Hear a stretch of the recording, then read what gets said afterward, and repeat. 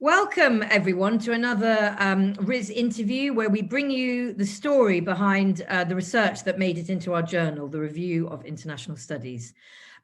Today, I'm thrilled to be talking to Giovanni Agostinus, who is at the Institute of Political Science at the Pontifical Catholic University of Chile, and also Kevin Parthenay, who is at Sciences Po in Paris, a professor there at Sciences Po.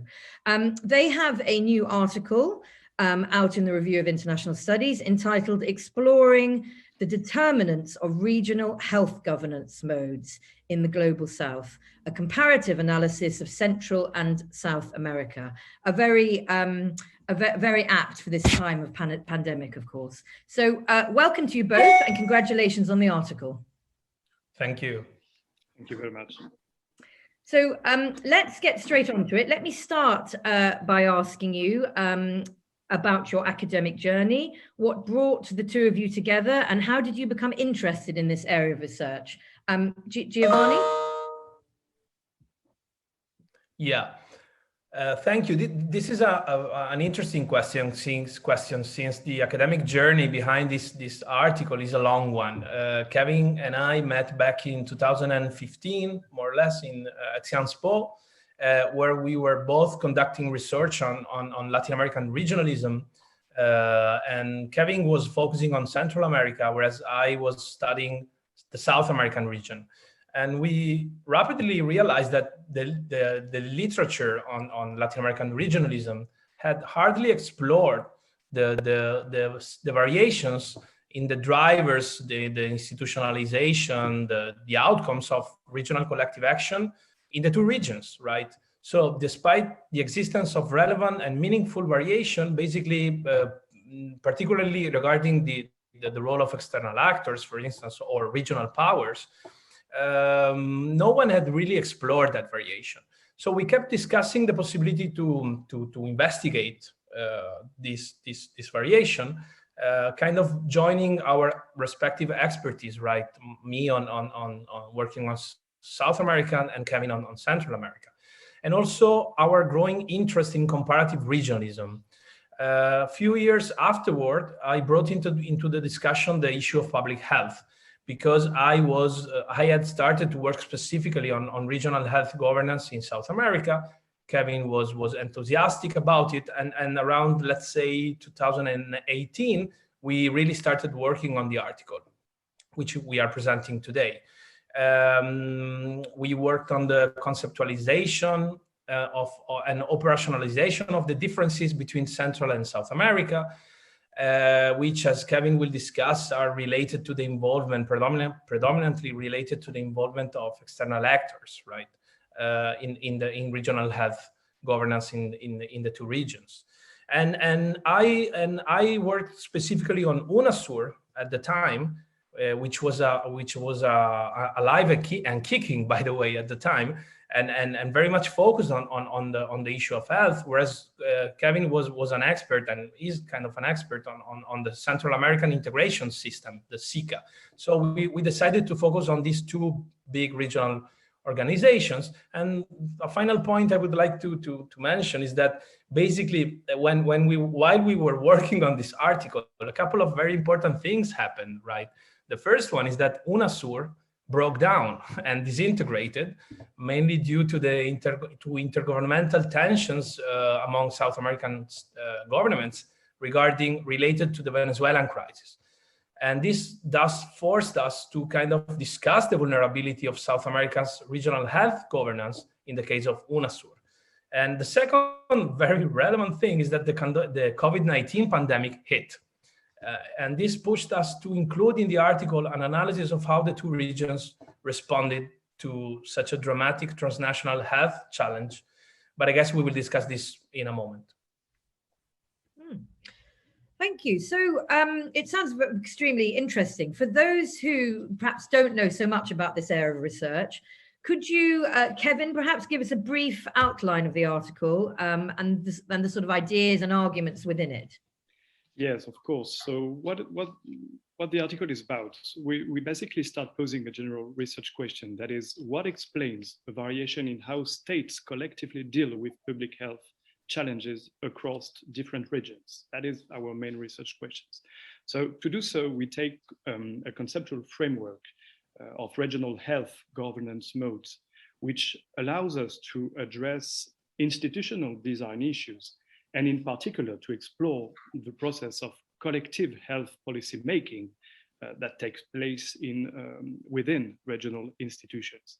So to answer that questions, we conduct a comparative case studies analysis of a regional health governance efforts within two Latin American regionalisms. First, the Central American Integration System, SICA, and the Union of South American Nations, UNASUR. So with both institutions, the member states of SICA and UNASUR equip the two regional organizations with bodies specifically devoted to public health. On the one side, the Committee of Central American Health Ministers, COMISCA, and on the other, the Health Council of UNASUR, in other way, UNASUR Salud.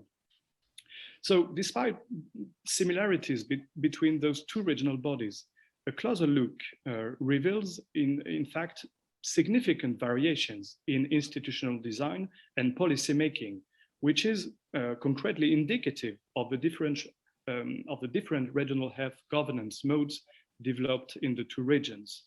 For instance, Central American health governance has been mainly driven by external actors, whereas in South America was driven by states within the region and remain rather insulated from external actors' influence. So from there, we have argued that the determinants of that variation lie in two main variables, that is the interplay of state capacity and regional leadership. In Central America, we found weak state capacities combined with the absence of regional leader willing to provide governance resources that concretely opened up space for external actors to contribute actively to regional health governance. In contrast, in South America, Brazil's regional leadership mobilized neighboring states' capacities by promoting a South-South cooperation agenda based on intra-regional exchanges among national health bureaucracies. So, through the comparison of Central and South America, the paper bridges the gap between two prominent concepts in the international relations field. First, global governance, and more particularly, global health governance, and comparative regionalism. And as a result, we can say in the end that the article provides new insights on the determinants and effects of regional health governance modes in a wider reflection oriented toward the global South. So what has been the role and impact of external actors in regional health governance in Central America? Kevin. So to begin, what role? First, we have to underline that the COMISCA, like many other regional institutions in Central America, gets the bulk of its funding from external actors, making the executive secretariat, the regional executive secretariat, heavily dependent on extra-regional funds. As a consequence, those external actors drove literally the institutional building process, shaping COMISCA's design as basically a permanent, technically oriented body. This had direct impact on a specific issue, that is access to medicines. It is particularly true regarding the coordination of an interstate joint negotiation strategy for the purchase of medicines, that is called Joint Negotiation COMISCA, whose aim is basically to obtain lower prices from international laboratories. So from here, the prime movers behind this initiative were three external actors: the Pan-American Health Organization, PAO, the Spanish Cooperation Agency, ICID, and the Inter-American Development Bank. Those three actors concretely participated in funding, facilitating regional coordinations, or intervening in logistical support during the operational phases. So the consequence of all that is that the articulation of the Central American pharmaceutical policy that we are studying in this article is the result of a triangulation strategy carried out by three external actors in collaboration with COMISCA Executive Secretary. So what impact in detail? We can say that between 2009 and 2019, the COMISCA member states held 10 joint negotiations, which made significant progress in terms of access to medicine in the region. For instance, lowering prices, rationalizing regional purchases, and improving medicinal quality. The joint negotiation allowed Central America states to pay, to make some statistics, to pay between 25 and 30% less for a list of 68 medicines.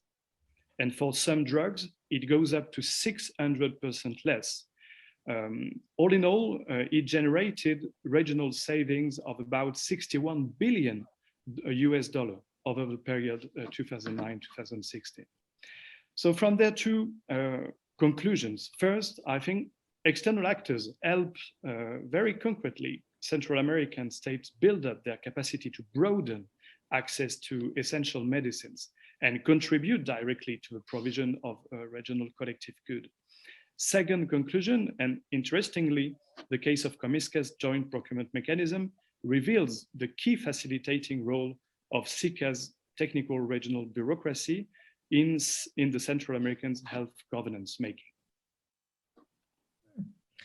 So how have the two regional health governance modes coped with the COVID-19 pandemic? Both of you, Giovanni, Kevin? Yeah, I can start. Well, as far as South America is concerned, basically the breakdown of UNASUR deprived South American states of a common regional platform for coordinating a shared strategy against COVID-19. So as a result, basically, South American states have been unable to coordinate any meaningful regional initiative in key areas such as the joint purchase of vaccines, for instance, or medical equipment, or the implementation of shared standards or procedures for allowing the mobility of people across national borders. So long story short, each country has pursued basically a unilateral strategy, particularly regarding the purchase of vaccines, either joining multilateral UN initiatives with the support of the Pan American Health Organization, which by the way is a regional agency of the WHO, or dealing bilaterally with pharma laboratories, Pfizer, for instance, or even with external powers that are also providers of vaccines, such as China, for instance, or Russia. So the result was a dramatic fragmentation in terms of strategies and a remarkable difference in terms of the country's ability to respond to the pandemic. And it is not a coincidence that the South American region has been among the hardest hit by the pandemic in the world, precisely because of the lack of a regional governance platform that could allow South American states to basically coordinate a joint strategy to face COVID-19. And just maybe to add something on Central America, it's quite a counter-intuitive case in the measure that Central America, the early expectations were quite terrible and dramatic as well, because mainly of the fragility and vulnerability of the region. But the fact that we found a combination between this facilitating role by regional bureaucracies and the presence, extensive presence of external actors, we found this paradox that a highly vulnerable region, in fact, stood in front of the COVID and has been quite resilient to this pandemic. And Central America, in that perspective, is very precise example of how countries, through the help of external actors and regional bureaucracies, have contributed to build professionalized regional responses to the crisis, counting, of course, and I repeat it, as of course, with the technical and financial boost from those external actors. That's very interesting. So for those who may be listening to this interview, who are very engaged and want to know more, Giovanni, perhaps you could give us the main takeaways of the article. Of course. I believe our article provides us a set of relevant theoretical and empirical contributions, as well as a couple of, I would say, a set of potential policy-oriented recommendations. So I will mention the most important ones in my opinion. First, our article shows that comparing Central and South America makes totally sense. It is a promising way to go, precisely because of the key variations we identify systematically and investigate in this article regarding, as Kevin mentioned, different levels of state capacity, the presence or absence of regional powers with the capacity to promote regional leadership initiatives, and the involvement of external actors. So I think that our theoretical framework, again, based on the interplay of state capacity and regional leadership, could be applied to other areas of public health cooperation beyond the one we prioritize in the article, which is the access to medicines area. And it could also be applied to other regional organizations in Latin America, as well as in other world regions. So I think that this is a key contribution. Then I think that our article shows that the systematic comparative analysis of regional health governance across different regions can yield relevant theoretical insights specifically on the drivers and modes of regional health governance in the Global South. And the article provides, in this sense, I think, a relevant stepping stone towards the emergence of a systematic comparative research agenda on regional health governance across world regions, and which has been lacking in the comparative regionalism literature so far, in our opinion. And finally, I think that also our regional focus can contribute to the broader IR literature on global health governance, which, as we discuss in the paper, has largely overlooked the regional level, privileging the analysis of global health institutions such as WHO.